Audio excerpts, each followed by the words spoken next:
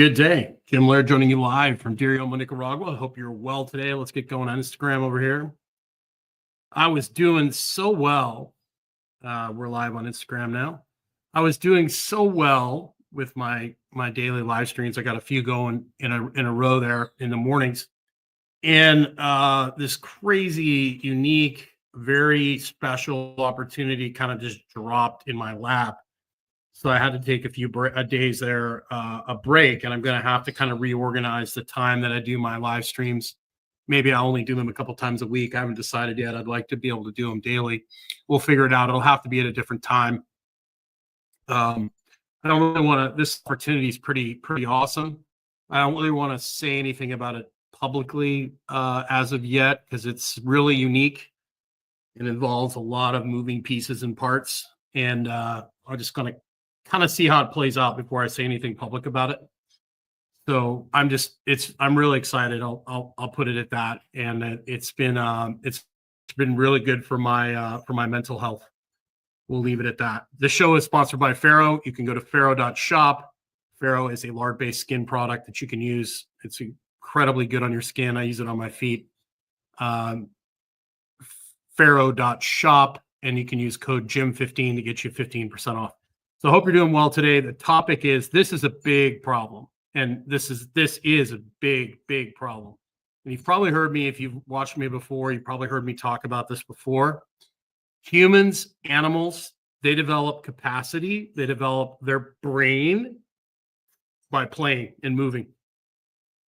We have removed play from children's lives.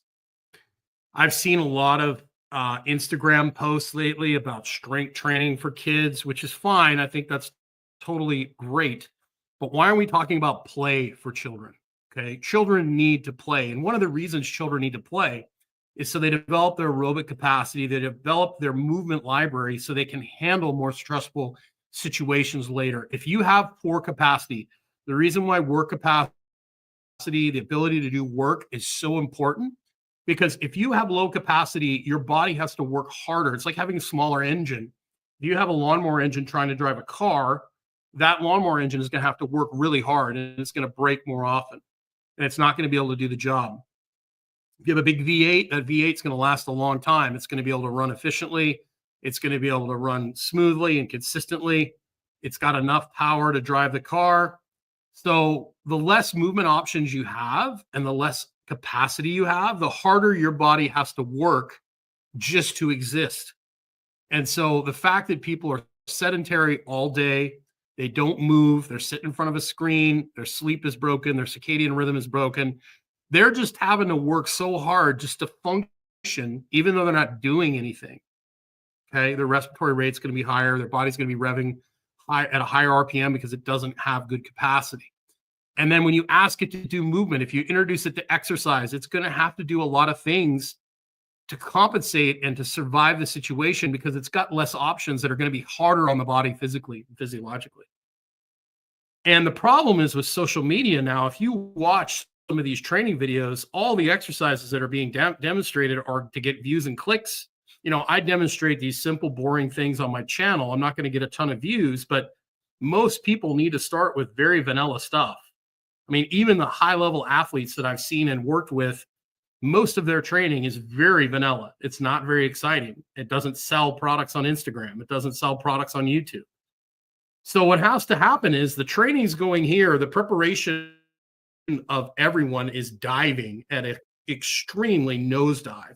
So what has to happen is when you start with somebody new, you've got to start with things like walking. And for some people, walking is too much. I hate to say that, but it's the truth. There's some people that just can't handle it. Maybe we need to start with a recumbent bike. Maybe we need to start in a pool. Maybe we need to get it functioning a little better before they can walk well without pain. So we have to bring the level of the training down to meet the client. And so that way we can develop capacity. We can develop the ability to handle stress and handle good movement and give them more movement options so they don't have to rely on survival emergency strategies to get simple tasks done. And then all of a sudden, they have a much higher probability of success if you build that fundamental base. It's not exciting. It's not sexy. It doesn't sell millions of products. Okay. It's not going to get you 1 million followers on Instagram, but it's what people need. And so as a coach, you have to give people a good experience, but also give them what they need at the same time. And it's not always easy. And so particularly if you're working with somebody virtually and you're programming with stuff that's very vanilla, people tend to get bored very quickly, right? So you have to do the best you can to keep them consistent and motivated and give them things that are going to basically help them move the way you want them to. So the other thing that has to happen is we need to get kids playing again, because what's happening is a lot of my older clients that I've had, they actually do okay because they grew up playing outside. They played multiple sports, even though it's been, 20 years since they've done stuff.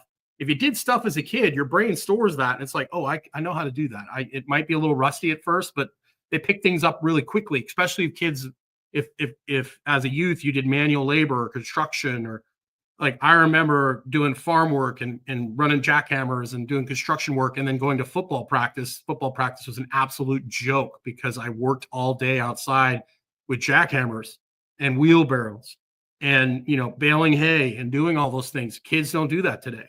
You're lucky if a kid's ever mowed the grass. So we've got to get people being more active every single day.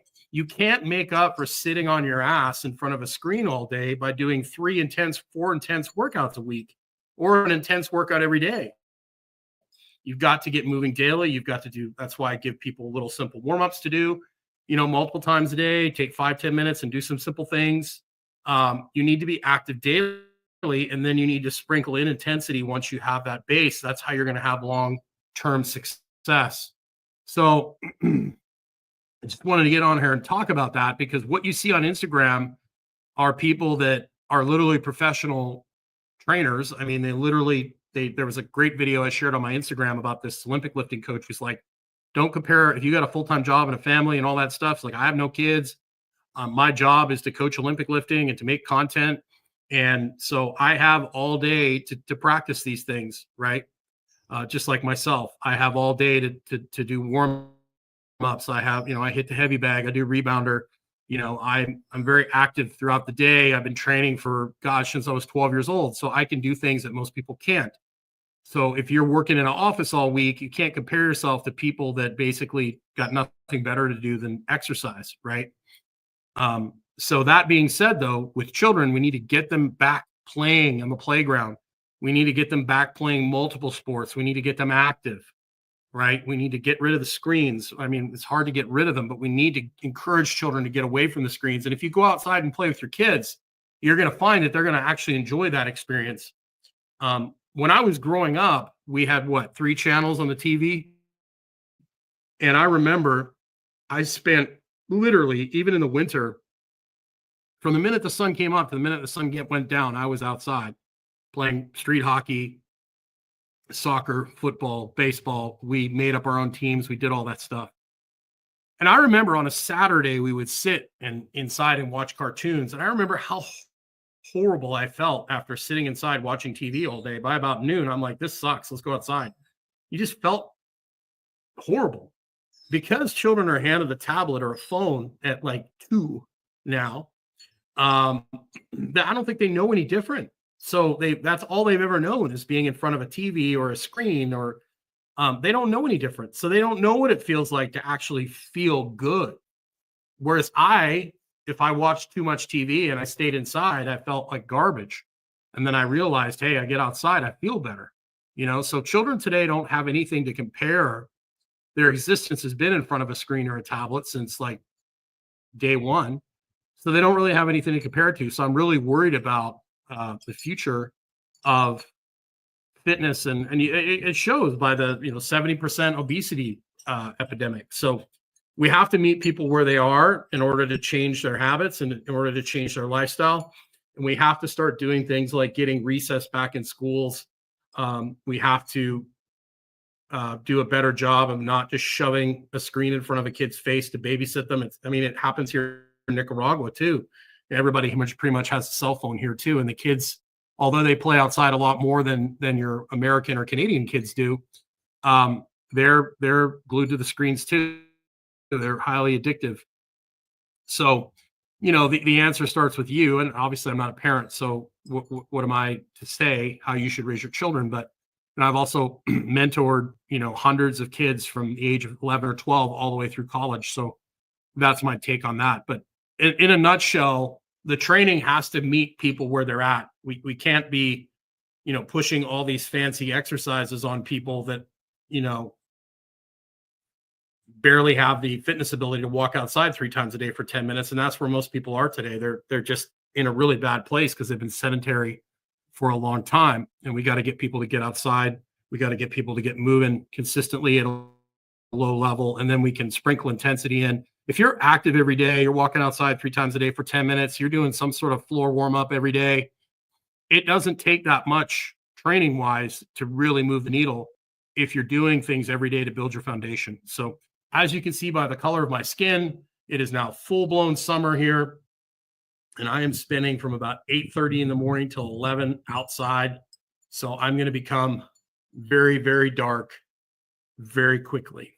So I hope you're having a great day. Stop by, visit Pharaoh.shop, use discount code GYM15. Check out the large skincare products. If you're frustrated, you're exercising, you're not getting results, go to vitalitybrotherhood.com/results. I have a free mini course on what I've learned, over the last 20 years, over the last 30 years working with people, why people are, they're training hard, they're doing all these things, and they're not getting the results that they want. That's pretty much what my typical client is. Of course, you can join my men's group, vitalitybrotherhood.com. You can also join the women's group, vitalitysisterhood.com. We've got all sorts of great information and all sorts of great people in both of those groups. So I hope you're doing well today. I'm going to figure out, it's probably going to be in the afternoons. What's a good time for me to get on here and do my live streams? I appreciate you watching. And let me check and see if there's any questions or I don't know why I got a little cough. Any questions or feedback on Instagram? But I appreciate you tuning in and watching. And we'll see you again soon. Have a great day. Make sure you get outside today. I can't emphasize how important it is to make sure your circadian rhythm is in order. Just Google circadian rhythm and health. Put it in ChatGPT. Put in what is the side effects of a broken circadian rhythm and sleep deprivation, and you will see all the things come up. So take care. That is one of the most important low-hanging fruits you can pick before you add more intensity to your workouts. Work on getting your sleep in order and work on getting outside more. And I think you'll be very, very pleased with what happens. Take care.